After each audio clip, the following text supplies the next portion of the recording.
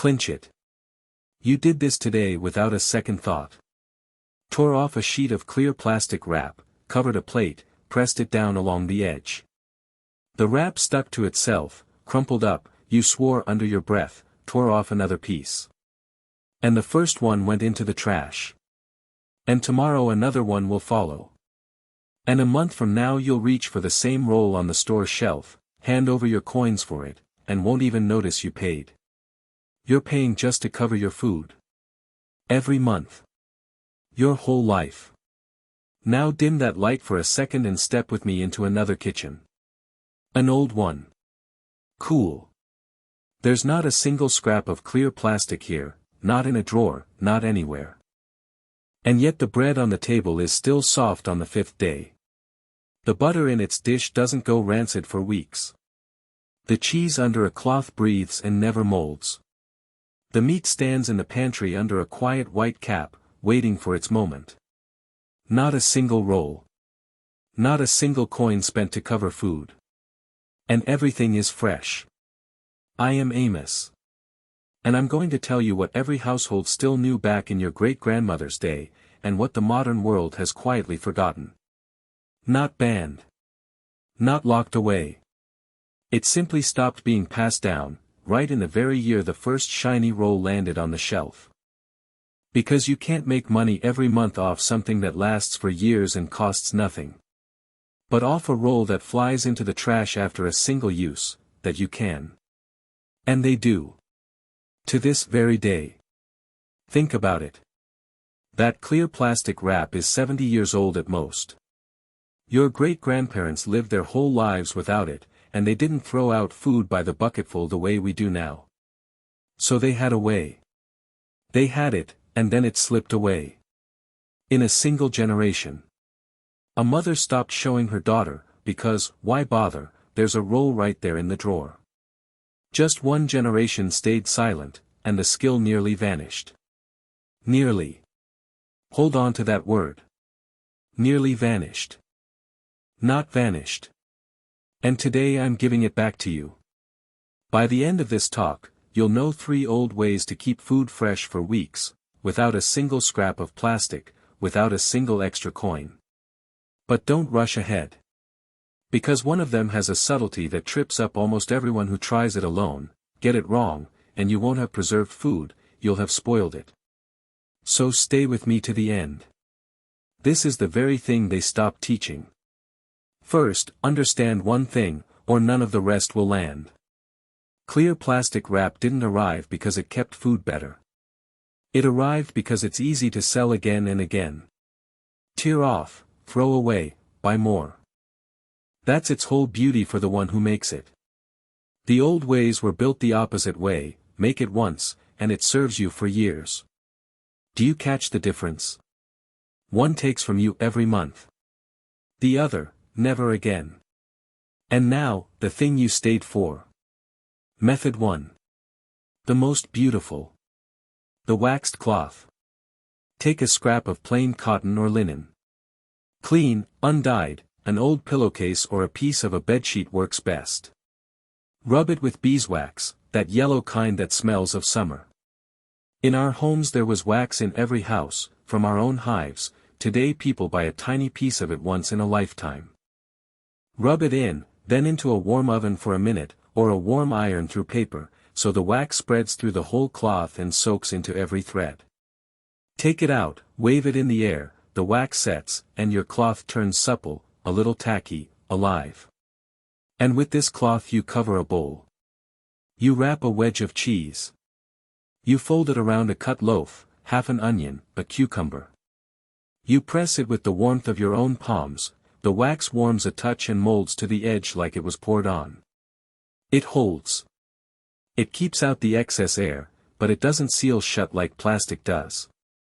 The food beneath it breathes and doesn't sweat. And that, remember, is the whole difference between kept fresh and smothered and spoiled. And best of all, at the end of the day you don't throw it away. Rinse it in cool water, hang it up, let it dry, and tomorrow it's back to work. And a month from now. And a year from now. One scrap of cloth works around the kitchen for years, until it wears out on its own, and when it does, rub it with wax again and it's good as new. There's the first half of the answer to the question of what you're paying that monthly coin for. Nothing. For something you can make once and forget. Method 2. The oldest. The one that nearly fell out of memory entirely. The seal of fat. Listen closely, because here's where that subtlety lives. Our housewives knew, food doesn't spoil on its own, it's spoiled by the air that reaches it. Take away the air, and time seems to step back. And what takes away air most reliably, with no plastic at all? A layer of fat. You render clean fat, lard, dripping, whatever you had, some used clarified butter. You pack into a pot what you want to keep, fried meat, roasted fowl, or the butter itself. Press it down tight, no gaps. And pour melted fat over the top so it covers everything with room to spare and, once set, lies in an even white cap. That cap seals the pot airtight, no air gets through. And under a seal like that, they say, meat was kept in a cool pantry for weeks, and it stayed soft and good. And here's the promised subtlety, the one that trips up almost everyone. Listen slowly. Everything, the pot, the food, the fat, must be clean and dry. Not one drop of raw water under the fat. Let water in, and trouble breeds beneath that cap, and you won't even see it until it's too late. Our people knew it in their bones, the pot dry, hands dry, spoon dry. Do that, and the seal holds. Forget one single drop, and all your work is for nothing. That one drop is the whole difference between an old skill and a ruined supper. Method 3. The simplest, the cheapest, and, honestly, the one you need most every day.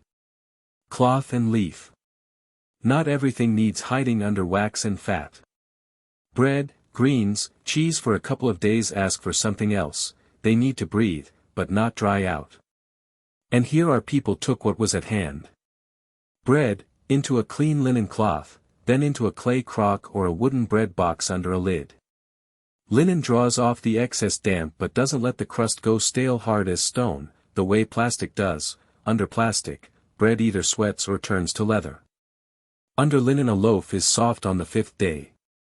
Greens, salad, carrots from the garden, into a damp cloth, lightly wrung out, and into the cool. The cloth gives them back a little of its moisture, and they stand fresh, as if straight from the ground. And cheese our people wrapped in a cloth dampened a touch in salted water or vinegar, and it didn't dry out or mold, but ripened, as it's meant to.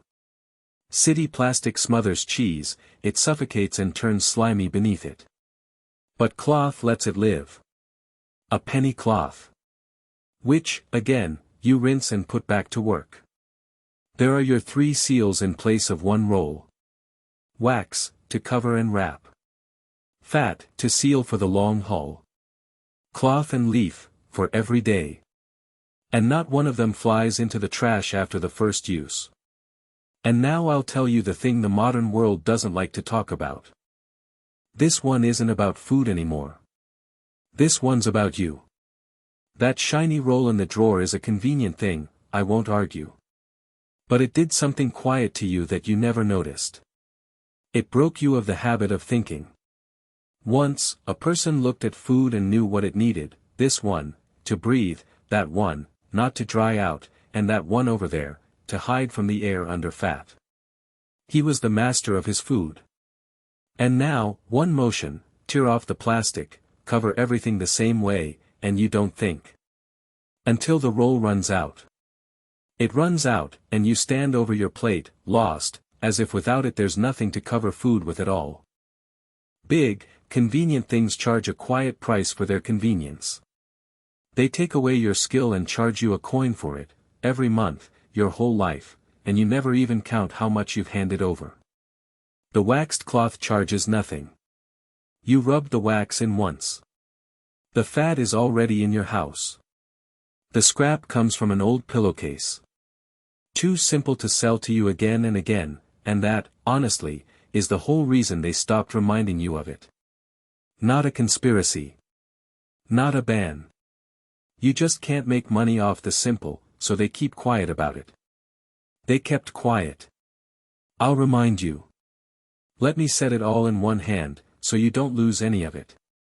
First, a scrap of linen or cotton, rubbed with beeswax and warmed, your everlasting wrap. Cover bowls, wrap cheese, bread, cut vegetables. Rinse it, dry it, and back to work, 4 years. Second, whatever you want to keep for the long haul, pack it into a clean, dry pot and pour melted fat over the top to an even cap, so no air is left. And remember the one drop, everything dry, or all your work is wasted. That's how they kept it for weeks in a cool pantry. Third, for every day, the cloth. Bread in dry linen under a lid. Greens in a damp cloth in the cool. Cheese in a lightly salted or vinegared cloth, so it breathes. And remember the one rule worth all 3, food needs not a lockdown, but the right air. One thing, to breathe, another, to hide from the air entirely. Plastic makes no distinction, and so it ruins them both. But you can tell them apart now. Start small. Don't remake your whole kitchen at once. Rub one scrap with wax tonight, just one. Cover a bowl with it tomorrow instead of the roll. In a week, see with your own eyes how the food sits beneath it. See it once, and your hand will stop reaching for that shiny shelf in the store all on its own. That's how this knowledge lived for hundreds of years, not out of a book, but hand to hand, from the one who saw it to the one who hadn't yet. And now do one thing for me. Tell me in the comments, what did your grandmother cover food with, before this plastic came along? A cloth? A lid? An upturned plate? Maybe she had a pot in the pantry under a white cap of fat. Write one word, one memory. I read them myself, and I want to know in how many homes this simple science is just waiting to be remembered. And stay with me, because next time I'll reveal to you one more thing that stood in that same kitchen, an old flameless oven, where food finished cooking on its own, with no fire and not a single watt, while the mistress of the house was out in the field. Simple too. Nearly forgotten too. Another of the ones they keep quiet about these days. Guard the wax on the cloth, guard the cool of the pantry, and guard within yourself the skill the world so quietly took from you. Let it be yours again. This, my child, is the very thing they stopped teaching. I am Amos. And now you know it too.